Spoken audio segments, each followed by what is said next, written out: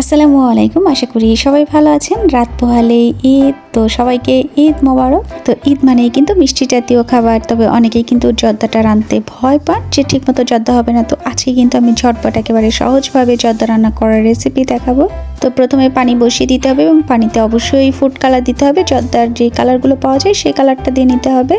পানিটা যখন ফুটে যাবে তখন পরিমাণ মতো চাল দিয়ে দিতে হবে। চালটা কিন্তু একেবারে 80% কুক করে নিতে হবে। চালটা যখন 80% সিদ্ধ হয়ে যাবে তখন আমি একটি চালনিতে পানি ঝরিয়ে নিচ্ছি। তো পানিটাও ঝরানো হয়ে গেল। এবার যেই পাত্রে আমি জর্দাটা রান্না করব সেই পাত্র বসিয়ে দিলাম। কিছুটা গরম হলে দিয়ে দিচ্ছি অনেকগুলো ঘি।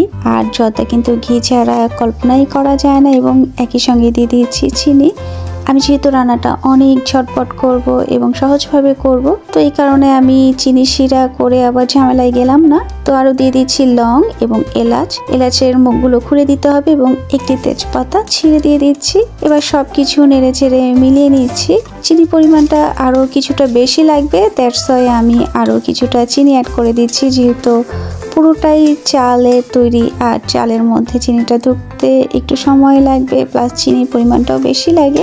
আর যেহেতু মিষ্টি জাতীয় খাবার, মিষ্টি বেশি না হলে ভালোও লাগবে না। তো এবার সিদ্ধ করে রাখা কালারফুল চালগুলো দিয়ে দিলাম এবং সেই সঙ্গে দিয়ে দিলাম একটি মালটার আমি রসটা বের করে নিয়েছি এবং যে পাল্পগুলো ছিল সেই পাল্পগুলো আমি দিয়ে দিয়েছি।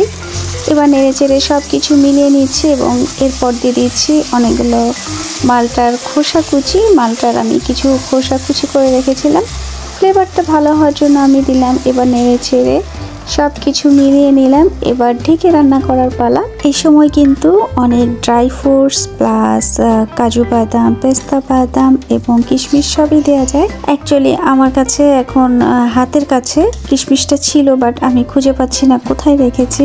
একসঙ্গে বাজার করে একভাবে স্টোরে রেখে দেন আমি মাঝে মধ্যে প্রায় খুঁজে পাই না।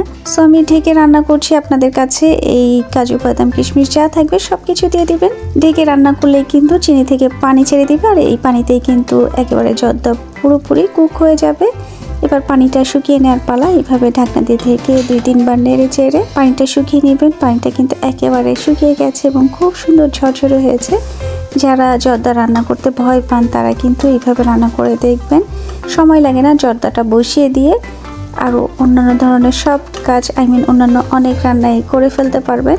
আর জর্দাটা পরিবেশনের সময় অবশ্যই এলাচ, তেজপাতা এবং যেই লংগুলো দিয়েছিলাম সব কিছু তুলে ফেলে দিবেন, তাহলে কিন্তু জর্দাটা দেখতে ভালো লাগবে। কারণ এই কালারফুল জর্দার মধ্যে কালো লং থাকলে দেখতে ভালো লাগবে না। তো এবার আমি অরেঞ্জ জর্দাগুলো বেড়ে নিচ্ছি একটি সাদা বাটিতে এবং ডেকোরেট করার জন্য কয়েকটি কাজু বাদাম দিয়ে দিলাম। আপনারা চাইলে কিন্তু শাহি ফ্লেভার করার জন্য এখানে কেওড়াটাও দিতে পারেন। সো রেডি হয়ে গেল আজকের আমার ঝটপট এবং ইজি ওয়েতে যারা ভয় পান জর্দা রাঁধতে তাদের জন্য রেসিপি। সো লাস্ট ওয়ান, ভালো থাকবেন সবাই অ্যান্ড অবশ্যই সবাইকে ঈদের শুভেচ্ছা।